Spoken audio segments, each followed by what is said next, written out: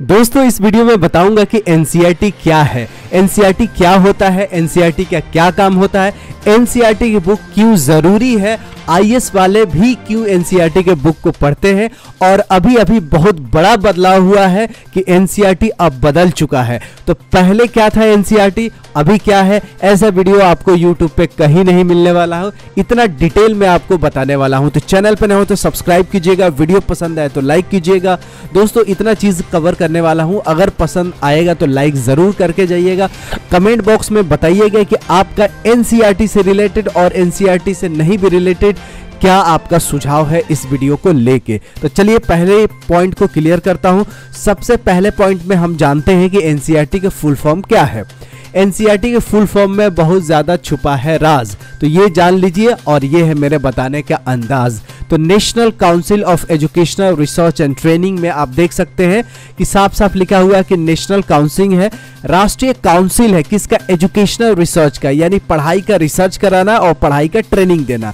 तो एनसीईआरटी का full form से ये पता चलता है कि ये एजुकेशन में रिसर्च करता है और एजुकेशन का ही ट्रेनिंग देने का काम करता है। दूसरा पॉइंट देखिए, ये एडवाइस करता है और असिस्ट करता है सेंट्रल गवर्नमेंट को और स्टेट गवर्नमेंट को भी स्कूल एजुकेशन सिस्टम पे। प्योरली एनसीईआरटी का काम है स्कूल एजुकेशन सिस्टम को बेहतर करना, हेल्प करना। और जो कॉलेज वाले जो एजुकेशन सिस्टम है जैसे बीए, बीएससी, बीटेक, एमबीबीएस, बड़े बड़े जो कोर्सेज है कॉलेज में, उनमें यूजीसी मास्टर है। तो यूजीसी गाइड करता है पूरे यूनिवर्सिटी कॉलेज को कि उसमें बेहतर कैसे करना है। तो असिस्ट करना, एडवाइस करना एनसीईआरटी का काम है सिर्फ स्कूल लेवल का, भारत सरकार को भी और राज्य सरकार में। राज्य सरकार जैसे यूपी से सरकार हो सकता है, बिहार की सरकार हो सकती है, छत्तीसगढ़ के सरकार हो सकती है, हरियाणा के, राजस्थान के, मध्य प्रदेश के, हिमाचल के, उत्तराखंड के, जम्मू कश्मीर का, बहुत सारे अपने देश में राज्य हैं। हर राज्य के जो स्टेट गवर्नमेंट है उसको भी एडवाइस देता है। कौन देता है? एनसीईआरटी देता है और उसको हेल्प भी कर सकता है, करता भी है, स्कूल एजुकेशन को कैसे बेहतर से बेहतर बनाए। तीसरा पॉइंट देखिए, 10 पॉइंट है टोटल, तो वीडियो को छोड़ के मत जाइएगा। They do not run schools, NCERT का अपना कोई स्कूल्स नहीं है, it is governing body in school education. यानी एनसीईआरटी का काम स्कूल चलाना नहीं होता है, सीबीएसई ये काम करता है। तो सीबीएसई का काम है स्कूल चलाना, एनसीईआरटी का काम है स्कूल नहीं चलाना। ये एजुकेशनल रेगुलेटरी बॉडी है स्कूल एजुकेशन में, स्कूल के ये मास्टर है। चौथा पॉइंट देखिए, they are responsible for improvement in education in schools. School में जो शिक्षा है उसको कैसे इम्प्रूव किया जाए, कैसे बेहतर किया जाए, स्कूल में जो बच्चों को शिक्षा दी जाती है उसको कैसे बेहतर से बेहतर तरीके से दिया जाए, टीचरों को कैसे ट्रेनिंग दिया जाए, बुक कैसे अच्छे से बनाया जाए, बुक में कैसे अच्छे से अच्छे एग्जाम्पल, पिक्चर, ग्राफ, डेटा दिया जाए जिससे बच्चों को समझ में आसानी से आ जाए। और इनका एक और काम होता है कोलैबोरेट करना स्टेट से, नेशन से और इंटरनेशनल ऑर्गेनाइजेशन से। यानी राज्य लेवल पे भी ये लोग कोलैबोरेट करते हैं, राष्ट्रीय स्तर पे भी और अंतर्राष्ट्रीय स्तर पे भी कोलैबोरेट करके एजुकेशन सिस्टम को बेहतर बनाने का काम करते हैं। पांचवा, publishes book for CBSE board, CBSE board के लिए बुक को पब्लिश करता है एनसीईआरटी। ट्रेनिंग देता है, जो लोग सर्विस में टीचर है उनको भी, या सर्विस ज्वाइन करने से पहले जो टीचर बनने वाले हैं उनको भी ट्रेनिंग देता है।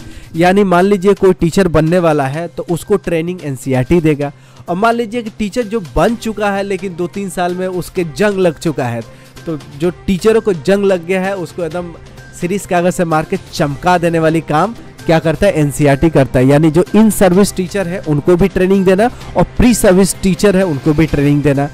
इनोवेशंस एजुकेशन में लाना, सिलेबस को डेवलप करना और information and communication technology material को डेवलप करना कि एजुकेशन में कितने अच्छे से वीडियो बने, कितना अच्छे से ऑडियो बने, एनिमेशन के द्वारा या बहुत ही अच्छे से अच्छे प्रोग्रामिंग के द्वारा कैसे बच्चों को अच्छी शिक्षा दी जाए, ये एनसीईआरटी का काम है।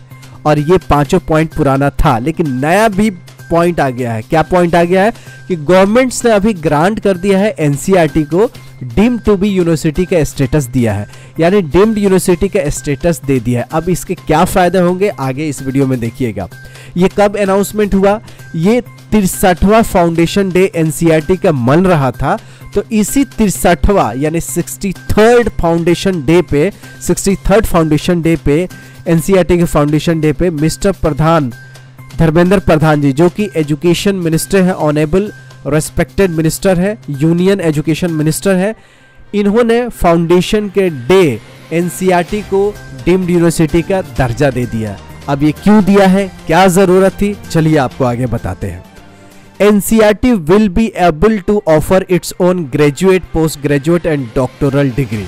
अब एनसीईआरटी खुद ग्रेजुएट का डिग्री दे सकता है, पोस्ट ग्रेजुएट का भी डिग्री दे सकता है और डॉक्टोरल डिग्री भी दे सकता है। तो तीनों टाइप के जो कोर्सेज है उसको, यानी bachelor degree courses, master degree courses, PhD degree courses, ये सारे कोर्स अपना खुद का लॉन्च कर सकता है। अब कहाँ लॉन्च करेगा, चलिए आगे देखिए। एनसीईआरटी अब एग्जाम भी कंडक्ट कर सकता है। पहले एग्जाम कंडक्ट नहीं करता था, लेकिन अब की बार क्योंकि यूनिवर्सिटी बन चुका है, तो यूनिवर्सिटी जब बन चुका है तो यूनिवर्सिटी को एग्जाम्स भी लेने होते हैं। कोई भी यूनिवर्सिटी, जेपी यूनिवर्सिटी छपरा ले लीजिए, जामिया मिलिया इस्लामिया, बीएचयू, दिल्ली यूनिवर्सिटी, सब यूनिवर्सिटी है ना, सब यूनिवर्सिटी क्या करता है, एग्जाम भी लेता है। छपरा यूनिवर्सिटी जेपी का नाम इसलिए फेमस है क्योंकि भाभी जी घर पे हैं, उसमें भी आसिफ शेख बोलता है कि I am graduate from the JP university Chhapra, don't laugh at me. तो एक मजाकिया तौर पे बोलता है कि जेपी यूनिवर्सिटी 3 साल के कोर्स 6 साल में करा रहा है, लेकिन आने वाले समय में हो सकता है सुधार हो सकता है, सरकारें चेंज होती रहती है, हो सकता है शायद सुधार हो जाए। अब एनसीईआरटी क्या कर सकता है, एग्जाम कंडक्ट कर सकता है, अपना सिलेबस डिजाइन कर सकता है, एग्जाम पैटर्न्स भी बना सकता है। सिलेबस तो पहले भी डिजाइन करता था, डेवलप सिलेबस, लेकिन अब यूनिवर्सिटी लेवल का सिलेबस डिजाइन कर सकता है। एग्जाम जब लेना है तो एग्जाम पैटर्न्स भी डिसाइड कर सकता है। ये नया बदलाव हुआ है। आगे देखिए, आगे और बदलाव देखिए क्या बदलाव हुआ है।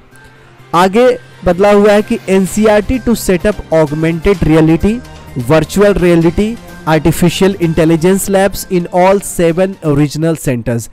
एनसीईआरटी के 7 रीजनल सेंटर है और 7 रीजनल सेंटर पे अब आर्टिफिशियल इंटेलिजेंस की पढ़ाई होगी, उसकी लैब बन जाएगा।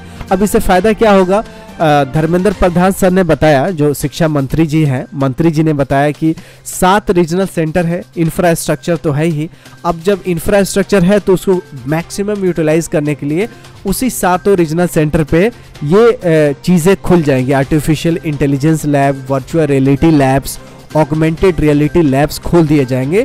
तो क्या होगा कि जो 7 रीजनल सेंटर है और एम्पावर हो जाएंगे और जो ऑलरेडी एग्जिस्टिंग सिस्टम है, ऑलरेडी एग्जिस्टिंग इंफ्रास्ट्रक्चर है, उसको मैक्सिमम यूटिलाइज किया जा सके। 5वां पॉइंट्स और आखिरी पॉइंट, धर्मेंद्र प्रधान सर ने कहा कि नेशनल एजुकेशन पॉलिसी जो 2020 में आई थी, राष्ट्रीय शिक्षा नीति जो आई थी, नई शिक्षा नीति आई थी 2020 में, वो सक्सेसफुल होगा। जैसे कि इसरो का अभी चंद्रयान 3 सक्सेसफुल हुआ है, जैसे इसरो का प्रोजेक्ट सक्सेस हुआ है, उसी तरह नेशनल एजुकेशन पॉलिसी 2020 भी सक्सेस होगा। जैसे चंद्रयान 3 सक्सेसफुल होकर विक्रम लैंडर चांद पे पहुंच चुका है, उसी तरह नेशनल एजुकेशन पॉलिसी भी बिल्कुल देश में हिट करेगा, ये धर्मेंद्र प्रधान जी का कहना है। The credit for Chandrayaan successful handling should go to the NCERT.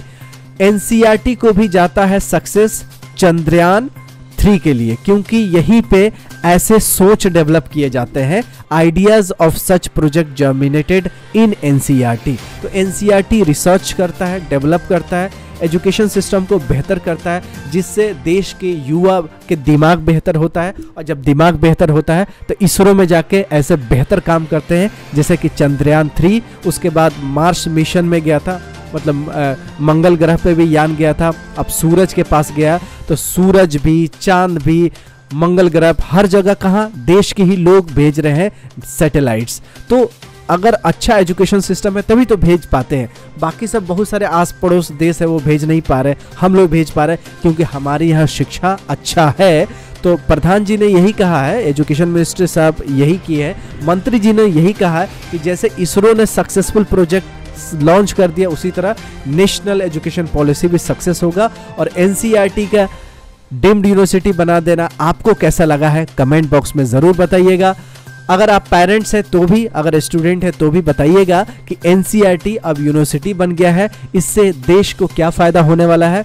और सर ने ऐसा क्यों किया है, क्या कारण है, वो तो मैंने बता दिया। लेकिन आप लोगों को क्या लगता है कि ये सिर्फ प्रोजेक्ट है या प्रोजेक्ट से कुछ फ़ायदे भी होंगे? बहुत सारे ऐसे स्कीम्स आते हैं, स्कीम्स ही रह जाते हैं, लेकिन उसका कोई रियल लाइफ में कोई अच्छा नहीं हो पाता है। तो आपको क्या लगता है कि ये जो स्कीम आया है, अब बदलाव हुआ है, 5 नए पॉइंट्स ऐड किए, पहले 5 पॉइंट्स पहले ये थे ब्लू कलर के, अब 5 पॉइंट्स नए ऐड हुए हैं, तो क्या बदलाव होंगे? ज़रूर कमेंट बॉक्स में बताइएगा। मुझे आपका कमेंट का इंतज़ार है, आपका लाइक का, आपका शेयर का इंतज़ार है। तो मैं देखता हूँ कितने लोग लाइक करते हैं, कितने लोग शेयर करते हैं, कितने लोग कमेंट करते हैं।